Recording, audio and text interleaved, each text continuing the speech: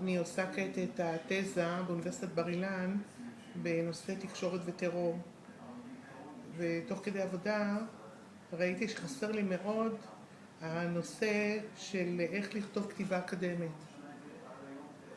אז מסתבר שהעבודה שלי מתנגשת בזה בעצם, כי אני עיתונאית, וכתיבה עיתונאית לא מתאימה לכתיבה אקדמית. התלבטתי מאוד וראיתי שהנושא הזה לא ממש נלמד באוניברסיטה, הכוונה לתואר שלישי. ושמעתי אז על דוקטור פזית קורן והחלטתי ללכת לקורס אצלה איך לכתוב כתיבה אקדמית. זה תרם לי מאוד מכמה אספקטים. אחד, איך לכתוב כתיבה אקדמית זה לא פשוט. קיבלתי כלים איך לכתוב. יתרה מזאת, הביטחון העצמי בכתיבה אקדמית הוא חשוב מאוד.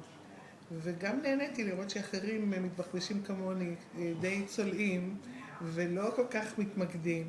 אז בקורס, בכוחות משותפים, הצלחנו לפצח מקצת הנושא. תרם לי מאוד.